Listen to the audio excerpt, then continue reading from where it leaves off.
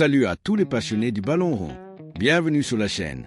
Si c'est votre première fois, n'oubliez pas de vous abonner et d'activer la cloche pour ne rien manquer des meilleures analyses foot. Imaginez ça, la Coupe du Monde 2026 bat son plein, la tension est à son maximum. Et ce soir, les Bleus viennent de livrer une masterclass. Kylian Mbappé en mode superstar, Michael Olise qui régale et une équipe de France qui marche sur l'eau. Score final, 3-0 contre la Suède en huitième de finale. Les Bleus filent en quart avec une facilité déconcertante. Si vous voulez tout savoir sur ce match incroyable, les buts, les performances individuelles, les moments forts et ce qui attend la France ensuite, restez jusqu'à la fin, car on va décortiquer ça ensemble. Likez la vidéo si vous êtes fiers des Bleus et commençons tout de suite. Allez, c'est parti. Avant de plonger dans le résumé détaillé, un petit rappel du contexte. La France arrive dans ce match en grand favori, avec une équipe pleine de talent et d'expérience. La Suède, de son côté, est une formation solide, capable de surprise.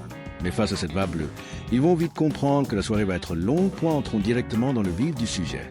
Dès le coup d'envoi, on sent que les Bleus veulent imposer leur rythme. La possession est largement en faveur de la France, avec un pressing qui étouffe les Suédois. La première période est déjà à sens unique. Mbappé est partout. Il provoque, il accélère, il fait des différences. Et à la 22e minute, le premier but arrive. Une action collective magnifique, initiée par un Michael Olise en grande forme. Ce dernier délivre une passe décisive millimétrée pour Kylian Mbappé qui ajuste le gardien d'une frappe puissante. 1-0 pour la France. Le Parc des Princes ou le stade où se joue le match explose et vous imaginez les supporters en délire. La Suède essaie de réagir, mais la défense française est impériale. Les milieux récupèrent tous les ballons et les transitions sont foudroyantes. Juste avant la mi-temps, nouvelle opportunité. Olise encore lui, qui trouve Bradley Barcola.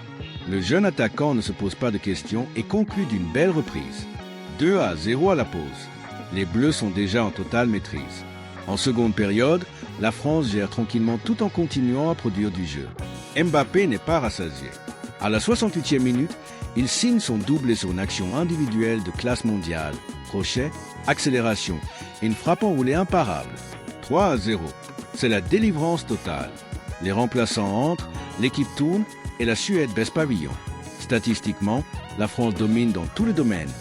Possession autour de 65%, tir cadré en nombre et une solidité défensive impressionnante. Aucun but encaissé. C'est parfait pour la confiance. Passons maintenant aux notes et au top du match. Kylian Mbappé, inarrêtable.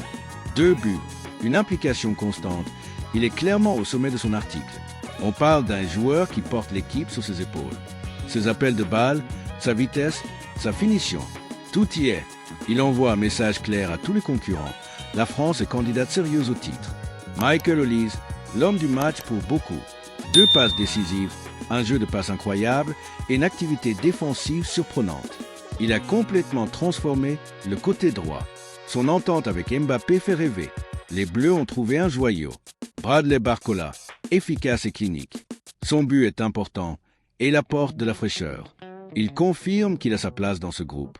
Du côté défensif, la charnière est solide, le gardien n'a presque rien eu à faire. Les milieux ont parfaitement contrôlé le tempo. Globalement, c'est une équipe complète qui impressionne par sa maturité. Comparons avec les précédents matchs de la compétition. La France monte clairement en puissance. Chaque ligne fonctionne à merveille et le coaching semble parfait.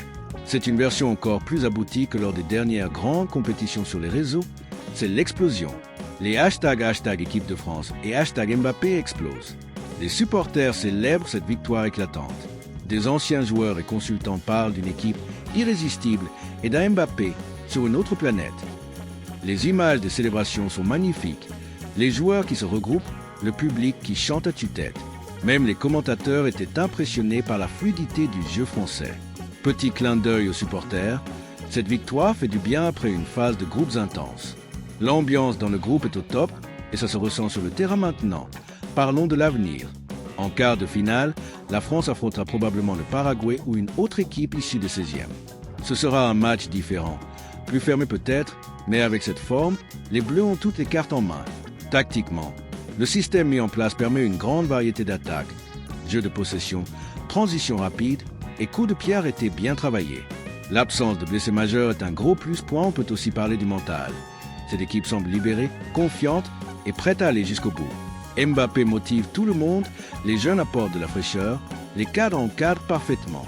Comparaison avec les autres favoris. Plusieurs grandes nations ont eu plus de difficultés.